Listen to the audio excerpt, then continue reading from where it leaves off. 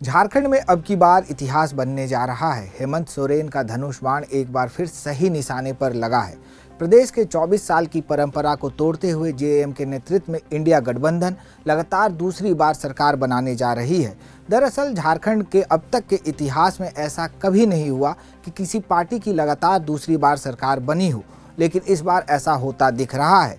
वहीं एनडीए का सत्ता में वापसी का इंतजार और बढ़ गया है। चलिए आपको बताते हैं वो 5 फैक्टर जिसके दम पर हेमंत सोरेन प्रदेश की सियासी परंपरा को तोड़ते दिख रहे हैं और सत्ता के शिखर पर लगातार दूसरी बार काबिज होने जा रहे हैं। पहला, आदिवासी अस्मिता का चला दांव। हेमंत सोरेन को एक बार फिर आदिवासी समुदाय का समर्थन मिलता दिख रहा है। आदिवासी बहुल इलाकों में जेएमएम एक तरफा जीतते नजर आ रही है। आदिवासी समाज जेएमएम का कोर वोट बैंक है। हेमंत सोरेन की गिरफ्तारी को जेएमएम ने आदिवासी अस्मिता से जोड़ दिया और नारा दिया जेल का जवाब जीत से। इससे आदिवासी वोटर्स एकजुट हुए, जिसका फायदा पार्टी को मिलता दिख रहा है। दूसरी तरफ बीजेपी घुसपैठ के मुद्दे को आदिवासियों की पहचान से जोड़कर उन्हें आंदोलित करने में लगी हुई थी, जबकि जेएमएम ने खातियान और आरक्षण जैसे मुद्दों से बीजेपी को जवाब दिया। बता दें कि इस साल हुए लोकसभा चुनाव में प्रदेश की 14 संसदीय सीटों में से बीजेपी ने 8 सीटें जीती, लेकिन सभी 5 आदिवासी सीटों पर उसे हार का सामना करना पड़ा था। दूसरा कारण, हेमंत को मिला महिलाओं का साथ। विधानसभा चुनाव से ठीक पहले महिला वोटर्स पर फोकस करते हुए हेमंत सोरेन ने मैया सम्मान योजना शुरू की। इस योजना के तहत 18 से 50 साल की महिलाओं को हर महीने 1000 रुपए मिल रहे हैं। राज्य सरकार इसकी 4 किस्त जारी कर चुकी है। हेमंत सोरेन ने वादा किया है कि अगर वे फिर से सत्ता में चुनाव जीतकर आते हैं तो ये राशि हर महीने 2500 रुपए कर दी जाएगी। चुनावों में यह योजना जेएमएम और इंडिया गठबंधन के लिए ट्रम्प कार्ड साबित होता दिख रहा है। महिलाओं ने इस बार के चुनाव में 4% ज्यादा मतदान भी किया है। दूसरी तरफ बीजेपी ने सत्ता में आने पर गोगो दीदी सम्मान योजना लागू करने का वादा किया है।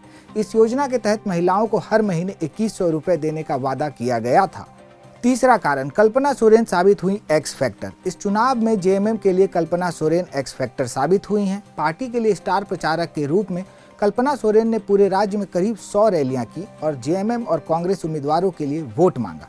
इसके साथ ही उन्होंने अपने साथ महिला मतदाताओं को भी जोड़ने का काम किया। खास करके आदिवासी महिलाओं के बीच उन्होंने अपनी अच्छी पैठ बनाई, जिसका बीजेपी काट नहीं खोज पाई। बता दें कि जनवरी 2024 में कथित जमीन घोटाले से जुड़े मनी लॉन्ड्रिंग मामले में हेमंत सोरेन की गिरफ्तारी के बाद कल्पना की राजनीतिक एंट्री हुई थी। लोकसभा चुनाव से पहले दिल्ली में आयोजित एक रैली से उन्होंने अपनी राजनीतिक पारी की शुरुआत की थी। कल्पना को लोकसभा चुनाव के लिए प्रचार का काम सौंपा गया और उनके नेतृत्व में गठबंधन ने झारखंड की सभी 5 आदिवासी आरक्षित सीटों पर जीत हासिल की थी। वहीं गांडेय विधानसभा सीट पर उपचुनाव में भारी मतों से उन्होंने खुद जीत दर्ज की थी। चौथा कारण, एंटी इनकम्बेंसी पर भारी पड़ी सहानुभूति।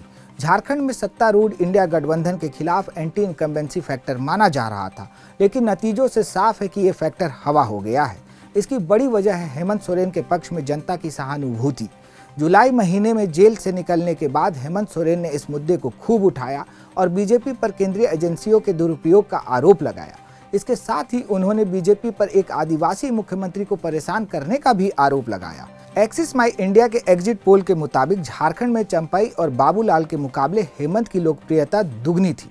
इस पोल में 41% लोगों ने हेमंत को मुख्यमंत्री के रूप में पसंद किया। इसके मुकाबले चंपई को 7% और मरांडी को 13% लोगों ने पसंद किया था। पांचवा कारण, कांग्रेस और आरजेडी के साथ बेहतर समन्वय। झारखंड में हेमंत सोरेन ने सभी सहयोगी दलों के साथ बेहतर समन्वय स्थापित करते हुए इंडिया गठबंधन का नेतृत्व किया। सीट शेयरिंग से लेकर रणनीति बनाने और चुनाव प्रचार तक हेमंत सोरेन सबसे आगे दिखे। प्रदेश की सियासी हवा को भांपते हुए जेएमएम ने 43, कांग्रेस 30, आरजेडी 6 और सीपीआई-एमएल ने 4 सीटों पर अपने उम्मीदवार उतारे।